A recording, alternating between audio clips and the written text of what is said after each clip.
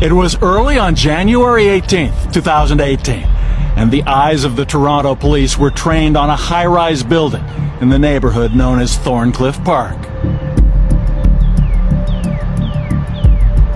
That had the occupant of a 19th floor apartment under surveillance, reportedly ordered to watch him 24 hours a day, unless their target was alone with someone else.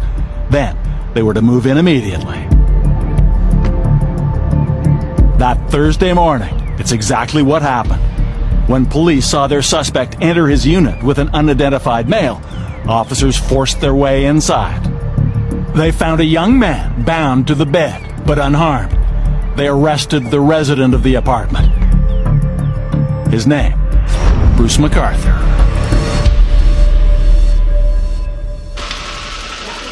This morning at approximately 10:25 a.m., police arrested 66-year-old Bruce McArthur.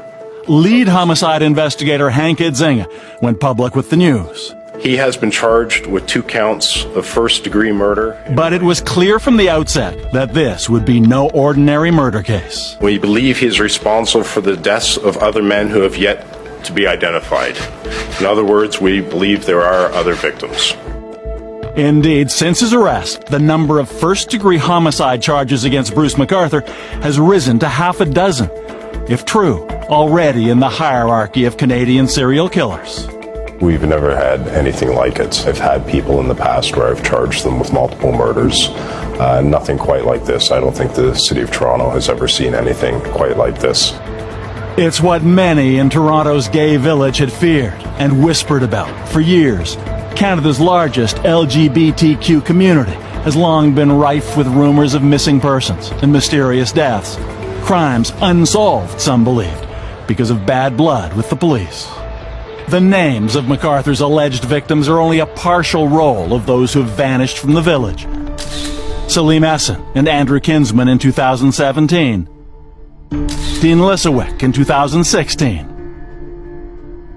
Saroush Mahmoudi in 2015. Majid Kayan in 2012. Skandinavar Atnam in 2010. And detectives say it's just the beginning. But as we'll show you, incredibly, it is not the first time that something like this has happened. Today, police are continuing their investigation of this latest murder, which again has caused concern amongst the homosexual population. Toronto in the 1970s, a different time and a much different city, but with disturbing similarities to today. Police sources say the killing resembles the brutal gay slayings that have hit the metro. 40 years ago, there were extreme tensions between police and Toronto's gay community. And increasingly, there were murders of gay men, many of which remained unsolved. Police say the investigation into the 3 killings is virtually at a standstill because of a lack of information. As you'll see, there may now be reason to believe that they were victims of a serial killer too. A kind of prequel to the Bruce McArthur case. I'm really dumbfounded, actually. I think the past is speaking directly to us. Why has nothing changed? York University historian Tom Hooper came across those murders while researching gay Toronto in the 1970s for his PhD. Hooper says then, as now, crimes could fall between the cracks. When a gay person is the victim of a crime, they expect the police to pay attention to them and to take that seriously. Yeah. That was not happening in the 1970s. Mm-hmm.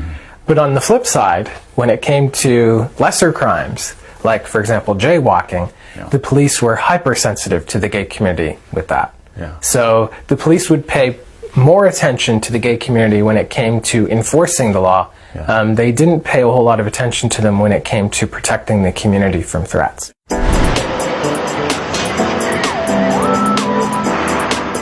Back in the 1970s and 80s, there was not yet a gay village in Toronto.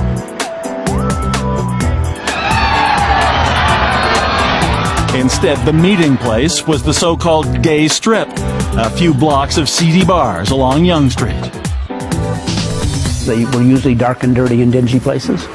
And people need to remember, in the mid-70s, this was only a few years after same-sex adult sexual behavior was decriminalized in Canada. Beginning today, we're going to play... Reverend Brent Hawkes had recently arrived in Toronto, publicly gay himself, not long after the time when 2 men or 2 women could be sent to prison for consensual sex.